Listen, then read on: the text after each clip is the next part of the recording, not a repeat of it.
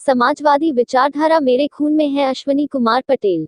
हरदोई 159 बिलग्राम मल्लावा विधानसभा क्षेत्र से Samajwadi party ticket के आवेदक अश्विनी कुमार पटेल ने एक बैठक में बताया कि उन्होंने इलाहाबाद विश्वविद्यालय ग्रेजुएशन विषय इतिहास से पीजी तथा दिल्ली विश्वविद्यालय से एलएलबी और एलएलएम किया।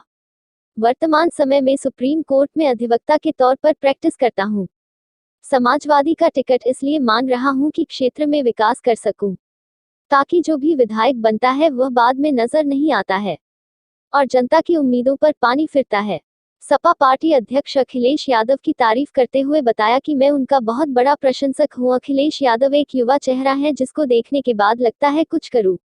वहीं इन्होंने कुछ इतिहास पर पुस्तक भी लिखी हैं, जो इस नाम से है: 1 आधुनिक भारत का इतिहास, 2 प्राचीन भारत का इतिहास, 3 मध्यकालीन भारत इतिहास तथा मराठी इतिहास में कुछ अलग से कार्य किया।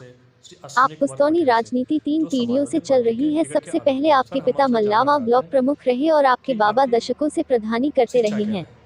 वहीं आप इलाहाबाद के मैंने छात्र संघ इलाहाबाद व दिल्ली विश्वविद्यालय विश्वविद्यालय से बहुत गहरे ग्रेजुएशन से और जुड़ा पीजी रहा। किया। इतिहास विषय से मेरा पीजी है आधुनिक इतिहास से, और दिल्ली विश्वविद्यालय से मैंने एलएलबी और एलएलएम की परीक्षा उत्तीर्ण की, और वर्तमान समय में मैं सुप्रीम कोर्ट में अधिवक्ता के तौर पर प्रैक्टिसरत हूँ।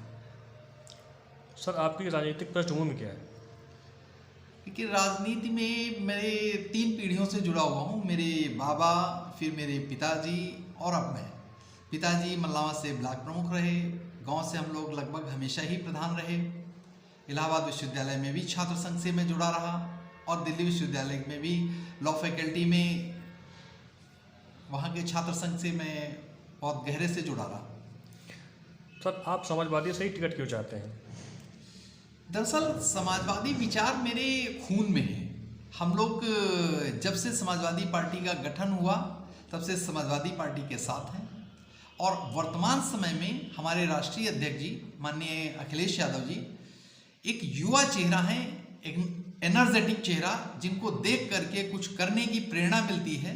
उन्होंने इतना ज़बरदस्त ढंग से लोगों, युवाओं को आकर्षित किया है कि उस मोह से मैं भी बंधा हुआ हूँ।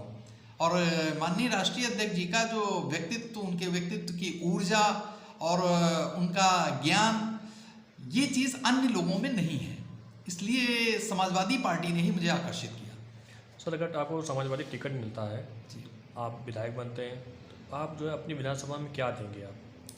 देखिए, इससे पहले जो जनप्रतिनिधि यहाँ से रहे, वर्तमान हो या उससे पहले के लोग रहे हों, उनमें और जनता के बीच में एक संवादहीनता की स्थिति हमेशा बनी रही। चुनाव जीत गए और उसके बाद में वो जनता से कट गए।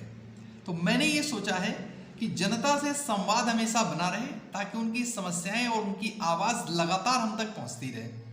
और इसके लिए मैंने प्लान ये किया है कि हमारे 4 टाउन हैं, बिलग्राम, माधोगंज, मल्लावा और कुर्सट। इन चारों पर मेरा एक फुली इक्विप्ड और आधुनिक तकनीक से लैस एक कार्यालय होगा, जहां पर मैं प्रतिदिन आधे घंटे वीडियो कॉन्फ्रेंस के जरिए लोगों से इंटरेक्ट करूंगा, ताकि उनकी आवाज़ सीधे मुझ तक पहुंच सके और उस आवाज़ को सुन के मैं उनकी समस्याओं का निदान कर सकूं।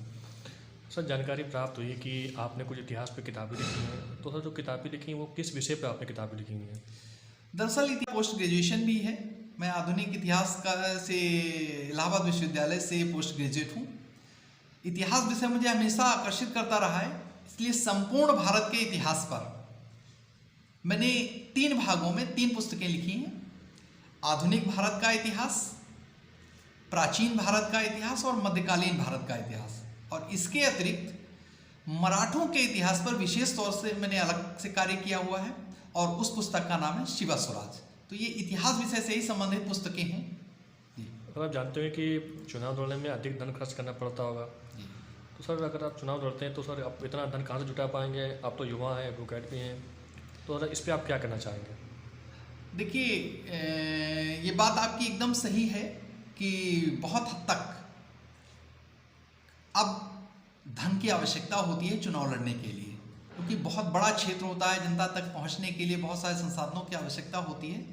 तो इसके लिए इस समस्या इसलिए नहीं है मेरे पास, क्योंकि मेरे पास कोल्ड स्टोरेज है, मेरे पास पेट्रोल पंप है, खुद मैं अधिवक्ता हूँ, मेरी अच्छी खासी एक इनकम का है, और इसके साथ साथ में चूंकि हम जनता से पहले से भी जुड़े रहे हैं, तो जनता का भी उत्साह हमारे संसाधनों पर दबाव को कम करता है। तो इसलिए चुनाव लड़ने में मुझे कोई समस्या नहीं होगी, आर्थिक रूप से कम बिल्कुल नहीं होगी। और रही बात जहाँ तक सामाजिक रूप से, तो मेरे 2 कॉलेज चल रहे हैं जिनमें बच्चों को निःशुल्क शिक्षा उपलब्ध कराई जा रही है। तो जनता से हम व्यापक तौर पे पहले से जुड़े हुए हैं, इसलिए ऐसी कोई समस्या आनी नहीं है। सर, चुनाव को लेकर आप जनता को क्या मैसेज देना चाहेंगे? मैं जनता से ये कहना चाहूँगा कि वो प्रत्याशी चुनते समय इस बात का विशेष ध्यान रखें कि वो किन नीतियों को लेकर के आया है, किन नीतियों को उसका दल आगे बढ़ाने जा रहा है, उस प्रत्याशी का व्यक्तित्व कैसा है, क्या वो जनता से मिलने वाला है, मिलनसार व्यक्तित्व है, उनकी आवाज़ को सदन तक पहुंचा पाएगा। इन सब चीज़ों को ध्यान रखते हुए वो मतदान करें, और मतदान अवश्य करें, ये उनका अधिकार है। इसी से सरकार चुनी जाती है। उनके एक एक वोट की कीमत इस प्रदेश की अच्छी सरकार होगी। इसलिए अच्छी सरकार चुनने के लिए मतदान अवश्य करें, और साथ ही अपने आप को सुरक्षित रखते हुए करें, क्योंकि कोविड नियमों का कतई उल्लंघन न करें। आपका जीवन बहुमूल्य है, उसके लिए अपनी सुरक्षा बनाए रखें।